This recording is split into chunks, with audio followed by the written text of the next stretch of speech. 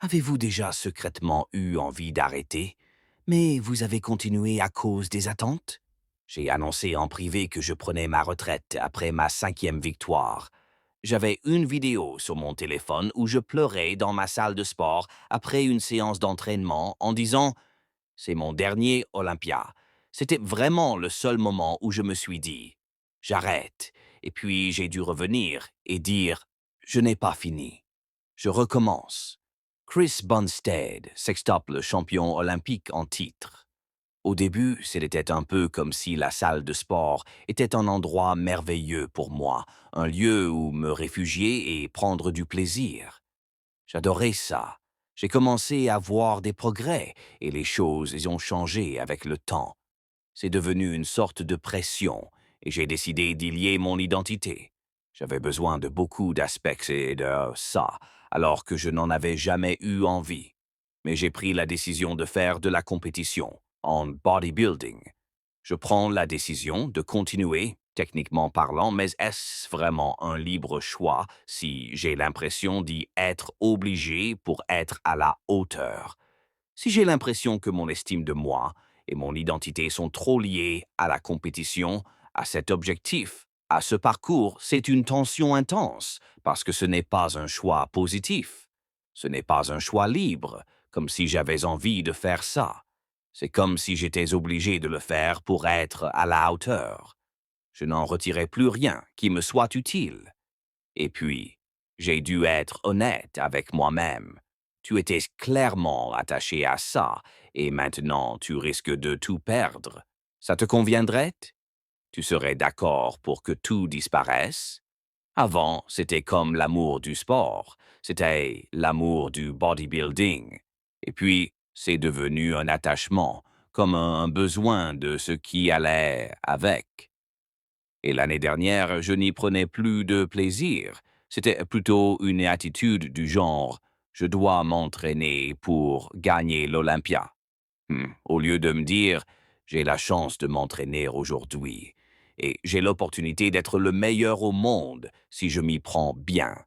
C'était juste un changement d'état d'esprit que j'ai compris en moi-même. J'ai réalisé que ce n'était plus pour moi.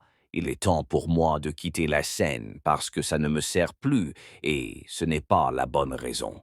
Tu sais, les raisons pour lesquelles on commence quelque chose changent généralement avec le temps. La raison pour laquelle tu as commencé quelque chose t'a peut-être motivé, mais maintenant, si cela t'épuise, il est temps de réévaluer ce que tu fais. Tout ça, c'est incroyable. Ne te méprends pas. Ce n'est pas comme si je ne valorisais pas l'argent et l'attention. Je suis humaine. J'apprécie. Mais ce n'est pas ce qui me rendait bien au quotidien. Ça m'empêchait d'être chez moi. Et je me disais, il faut que je mange. J'ai sauté un repas. Je suis venu à un événement et j'ai perdu 1 kilo. Est-ce que mes jambes seront assez musclées cette année? J'ai l'impression que ma taille a grossi. Ce jour-là, pendant 10 minutes sur scène, est-ce que je serai à la hauteur pour être la meilleure et au monde? Cela vous empêche de vivre pleinement votre quotidien parce que vous vous inquiétez constamment de cela. Et c'est parce que je suis devenu plus attaché au résultat qu'au simple amour du jeu. Tu as dit, j'ai trouvé une plus grande satisfaction dans le cheminement vers mes objectifs qu'au moment de les atteindre. Pourquoi? Je dirais que cela rejoint la question que je t'ai posée. Découvrir ce dont j'étais capable. Tu sais, il y a eu tellement de fois où j'étais en préparation et où je me sentais beaucoup trop loin derrière pour gagner. Et j'ai eu une blessure l'année dernière, une déchirure du grand dorsal, une déchirure du biceps. J'étais à l'hôpital, bref, tout un tas de problèmes. Et je me disais, c'est impossible, c'est impossible. Et si je m'étais demandé dans le passé, est-ce que tu penses pouvoir gagner ou t'en sortir et y arriver? J'aurais répondu impossible. Mais j'y étais et je l'ai fait. J'ai réussi et j'ai réalisé que j'étais capable de tellement plus que ce que mon esprit pouvait concevoir. Et je pense que c'est tout simplement le plus beau aspect de ce parcours que j'ai accompli. C'est cette prise de conscience de mes capacités et cette confiance en moi, en ce que je peux accomplir. Et cela n'est venu qu'à travers le parcours lui-même. Ce n'est pas venu par la victoire. C'est venu à travers les défis rencontrés en chemin et en les surmontant, et la beauté de tout cela. Et par-dessus tout, il y a eu tellement de moments, au beau milieu de choses, comme une séance d'entraînement, un régime, une période de privation, des bilans, et je me dis, c'est incroyable. Comme si j'étais au sommet de ma forme en ce moment, en train de me battre pour être le meilleur au monde, et je vis pleinement l'instant présent. Je fais ce qu'il faut faire quand les gens voient quelque chose sur scène. Voilà ce qu'ils ne voient pas, ou plutôt ce que je ressens au fond de moi, quand personne ne comprendra ce qu'il faut pour y arriver. J'ai la chance de vivre ça tous les jours, et je pense que ça fait partie de l'expérience humaine, et c'est tout simplement magnifique. Que signifie «la pression est un privilège»? Je crois que je l'ai entendu pour la première fois de Tim Grover. Son livre Relentless m'a fait penser que je devais me concentrer sur mon mental en compétition plutôt que sur mon physique, car je savais que c'était ce qu'il me faudrait pour passer au niveau supérieur. Et je crois qu'après avoir gagné un Olympia, je me suis dit, oh, c'est comme si j'avais dévoilé mon potentiel. Les gens savent de quoi je suis capable. Maintenant, il n'y a plus personne à battre. Il n'y a plus de deuxième, de troisième place. Rien de tout ça. C'est comme si, non, tu es la meilleure si. Et à moins d'être la meilleure c'est, on t'oublie. Du coup, c'était comme une pression que je ressentais moi-même, et elle venait de l'extérieur depuis un certain temps, et j'essayais de comprendre comment mieux la gérer sans qu'elle me freine et ralentisse ma progression. J'ai dû accepter le fait que cette pression venait vraiment de moi-même plutôt que de l'extérieur, et que c'est une bonne pression. C'est une pression pour être meilleur et devenir la meilleure version de moi-même. Et c'est quelque chose qui, si je choisis de bien l'utiliser, me sera bénéfique, pour me pousser à devenir une meilleure version de moi-même, à m'épanouir mentalement et physiquement dans mes relations comme je le souhaite. Si je choisis de prendre le contrôle des aspects sur lesquels j'ai prise, c'est choisir de percevoir le privilège plutôt que le fardeau comme un privilège. Et en reprenant le pouvoir grâce à ce choix, je progresse vers l'amélioration plutôt que d'être freiné dans ma progression. Que signifie avoir une mentalité de champion? Encore une chose qui a certainement pris de l'ampleur avec le temps. Au départ, c'était comme simplement gagner. Et c'est devenu une mentalité de ne jamais s'y abandonner. C'est accepter ces peurs que j'ai, ces doutes que j'ai, tout qui me traverse l'esprit. Mais malgré tout, ne pas abandonner et ne pas renoncer à moi-même.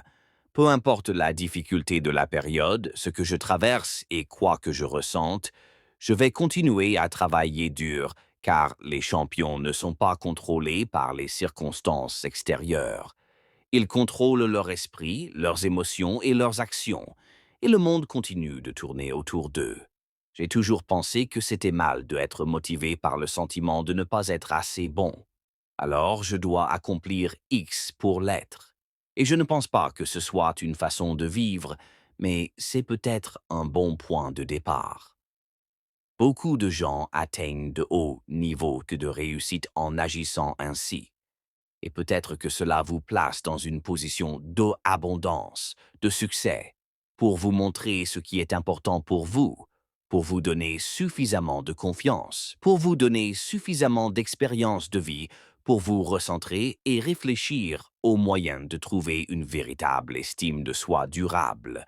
Vous savez, si vous vous dites eh bien, non, tu ne devrais pas faire ça parce que tu n'es pas assez bon, alors peut-être que vous ne commencerez jamais, ou peut-être que cela fera de vous un incroyable bodybuilder. Vous vous lancez dans une course effrénée et vous êtes capable d'entreprendre ce voyage de découverte de soi et de trouver la solution à la fin.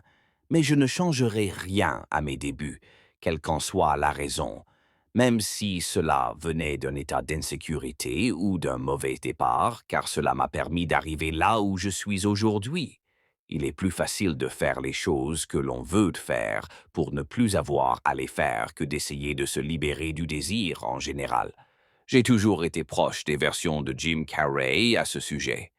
Il a quelques citations, dont une qui dit plus précisément « Je souhaite que chacun réalise ses espoirs et ses rêves pour qu'il prenne conscience que cela ne le rend pas complet. » Genre, mince. Et puis l'autre, c'était été sa cérémonie des Golden Globes, je crois, ironique. Il monte sur scène et, je ne me souviens plus des mots exacts, mais il dit un truc du genre « Je suis Jim Carrey, double lauréat des Golden Globes, et je vais me reposer un peu. » Et quand je rêve, je ne fais pas n'importe quel rêve. Je rêve d'être Jim Carrey, acteur 3 fois lauréat d'un Golden Globe, parce qu'alors je serai enfin comblé et je pourrai mettre fin à cette terrible quête de ce qui, je le sais, ne me comblera jamais. Et là, toute la salle se met à rire et ils disent tous ah, il est drôle. Et on voit bien que certains sont passés à côté de quelque chose. Ils se disent, mais quand est-ce que ça va s'arrêter? Si tu n'avais pas gagné, aurais-tu quand même pris ta retraite cette année?